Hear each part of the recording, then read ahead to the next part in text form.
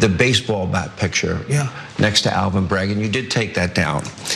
And my only question is, why open yourself up to criticism?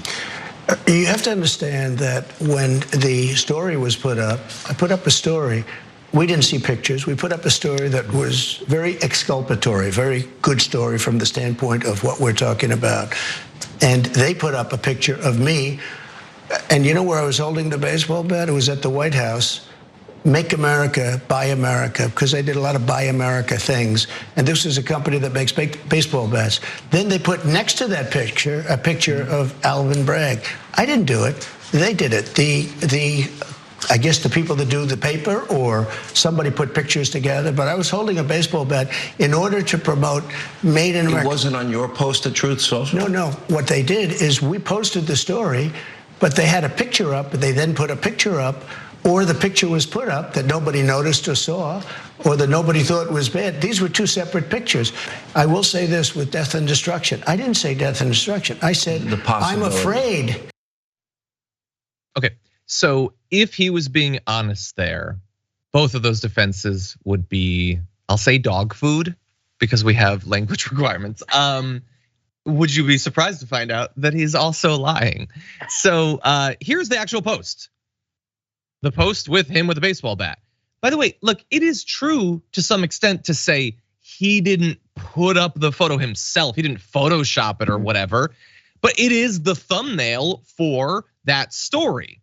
When you post that story, like on Twitter, it uses the thumbnail from the story.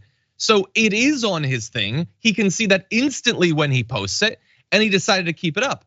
And even if not, notice that he says he didn't do it, I didn't do it, it was a bad, it was Make America, Buy America, whatever. But he didn't say, and it bothers me deeply that the National File would do this, that they're spreading these sorts of violent images, and it's never acceptable. And it bothers me so much that I accidentally did it. Nobody should be posting these things. You'll notice he doesn't say anything like that. He's only trying to claim that it wasn't him. He's fine with the thing happening. When it comes to death and destruction, he was asked, so you didn't say death and destruction. He said, no. Well, here it is. He did say death and destruction, and he did not say that he's afraid of it in the post. Now, he didn't specifically say, I want death and destruction. He's got the minimal neurons necessary to know that he can't make it that direct, but he is also lying there. And again, he does not make clear that these sorts of threats are never acceptable. Nobody should be threatening their political opponents.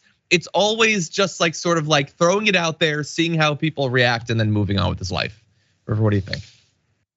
First of all, I would love a soundbite of him just saying, I'm afraid over and over again. That would be great. And second, man, does he remind me so much of like kids I went to kindergarten with, and honestly myself. Like I'm not gonna lie, like when you're like a kid and you get caught with something, and you're like, well, but you see, it was that, and like it's the spin on this guy is just, it's like the game of life, and you are taking a role. Like it's incredible the way. I mean, because what's wild is he's actually accurate to a certain degree, but there's no substance to the way that he's presenting it. He's like kind of right that was just generated by the thing, but he's trying to play it as though he still agrees with it. Like I don't want to come down on anything too hard because people probably like it.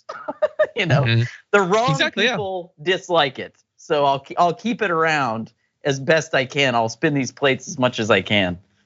Exactly. I'll spin these Donald J. Trump collectible plates available now. Yeah. Enter your email address and you'll get one free. Yeah. And look, again, I guess it's good that Sean Hannity at least asked about it. But Fox has been grappling with these violent messages of the last few days. And like Stuart Varney was critical of Trump for it, but Rachel Campos Duffy was like, well, we can make a list of all the things he said that I don't like, but people find it appealing. Yeah, but like you are supposed to be a person that has principles. You are supposed to be able to take a stand, whether you're a commentator on Fox or Donald Trump. If you didn't do it, if it was a total accident, then you should be way more angry, not at the critics, but at the person who I guess put up the thumbnail and made you accidentally a part of that. But he is not mad at them literally at all. The entire argument is absolute BS.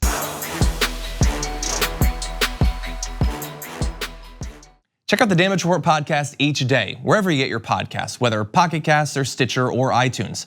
You can join me as I give you the news and stories you want, with a range of co-hosts and interview guests jumping in on the fun each day. Again, that's the Damage Report, wherever you get your podcasts. And if you get them at iTunes, don't forget to rate and review. Sometimes I'll read them live on the show.